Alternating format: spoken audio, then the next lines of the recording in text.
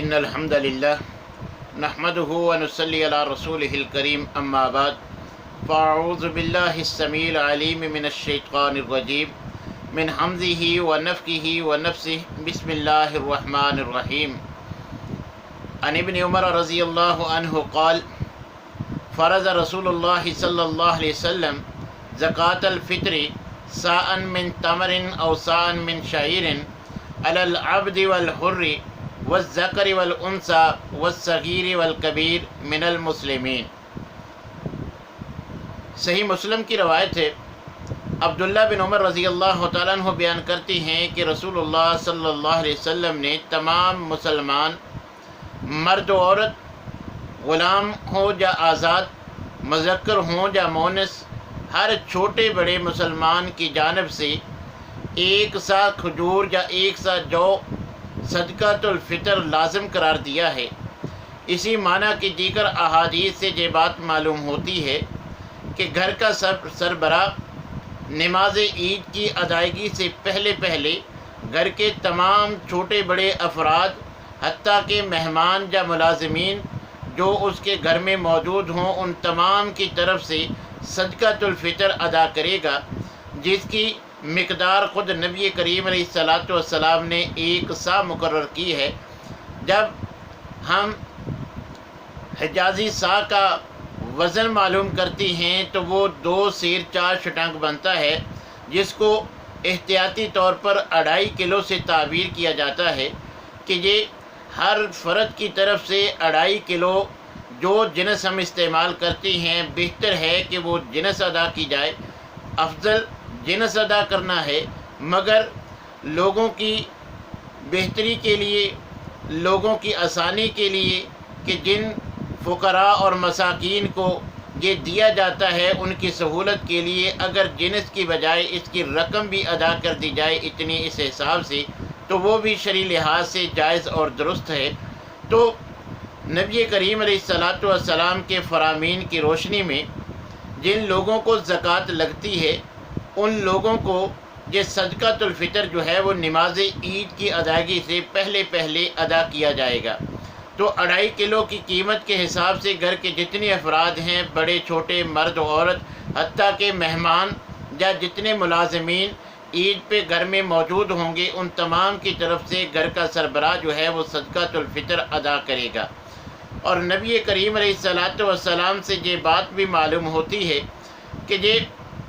صدقۃ الفطر کا آخری وقت نماز عید کی ادائیگی ہے، مگر اس سے چند روز قبل بھی اگر یہ صدقۃ الفطر ادا کیا جائے تو یہ جائز ہے، جیسا کہ سیدنا ابو ہریرہ رضی اللہ تعالیٰ عنہ والی وہ آیت الکرسی کی فضیلت والی حدیث سے یہ بات معلوم ہوتی ہے کہ صحابہ کرام صدقۃ الفطر عید سے چند دن پہلے ہی جمع کروا دیا کرتے تھے۔ تو اس میں ان فقراء و مساکین کے لیے بھی آسانی اور بہتری ہے کہ وہ نماز عید کے لیے اپنے بچوں کے لیے کوئی چیزیں خریدنا چاہتی ہیں، کوئی لباس کا اہتمام کرنا چاہتی ہیں، اگر چند روز قبل ہم ان کو یہ رقم دے دیں گے تو وہ آسانی کے ساتھ اپنی ضروریات پوری کر سکتے ہیں۔ تو نبی کریم علیہ الصلاۃ والسلام نے اس کو مشروع قرار دیا ہے، لہذا نماز عید کی ادائیگی سے پہلے ہر مسلمان پر صدقۃ الفطر جو ہے وہ فرض ہے۔ جو گھر کے تمام افراد، جو بچہ عید سے پہلے پیدا ہو جائے گا، اس کی طرف سے بھی یہ صدقۃ الفطر جو ہے وہ ادا کیا جائے گا۔ تو اس کو لازمی طور پر نماز عید کی ادائیگی سے پہلے جو ہے وہ ادا کرنا چاہیے، کیونکہ نبی کریم علیہ الصلاۃ والسلام نے فرمایا، سنن ابی داود کے الفاظ ہیں، من اداہا قبل الصلاۃ فہی زکوٰۃ مقبولۃ ومن اداہا بعد الصلاۃ فی صدقۃ من الصدقات۔ تو نبی کریم علیہ الصلاۃ والسلام نے فرمایا کہ اگر تو اس کو نماز عید سے پہلے ادا کیا جائے تو پھر تو یہ صدقۃ الفطر ہے، مگر اگر نماز عید کے بعد ادا کیا جائے تو پھر فہی صدقۃ من الصدقات، تو یہ عام صدقہ خیرات کی طرح ہی ایک صدقہ خیرات ہے، یہ صدقۃ الفطر نہیں ہے۔ صدقۃ الفطر کا آخری وقت جو ہے وہ نماز عید کی ادائیگی ہے۔ اس سے پہلے ہمیں مساکین، غرباء جن کو زکوٰۃ لگتی ہے، جو مستحقین زکوٰۃ ہیں، گھر کے تمام افراد کی طرف سے 2.5 کلو کے حساب سے کوئی جنس جو ہم استعمال کرتے ہیں، یا پھر اتنی رقم ان فقراء و مسکین تک جو ہے وہ نماز عید سے پہلے پہلے ضرور پہنچانی چاہیے۔ یہ نبی کریم علیہ الصلاۃ والسلام نے ہم پر مشروع قرار دی ہے، اس میں کسی طرح کی سستی کا مظاہرہ نہیں کرنا چاہیے، اور اس کا نبی کریم علیہ الصلاۃ والسلام نے ایک تو فائدہ یہ بتلایا ہے کہ یہ مساکین کے لیے کھانے کا اہتمام ہے، ان کے لیے عید کی خوشیوں کا سماں ہے۔ دوسرا فرمایا کہ جو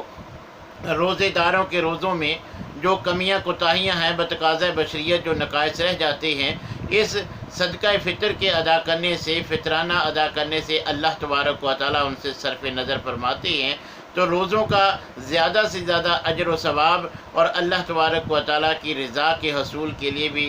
یہ فطرانہ ادا کرنا ازحد ضروری ہے۔ تو ہمیں اس میں کسی قسم کی سستی نہیں کرنی چاہیے۔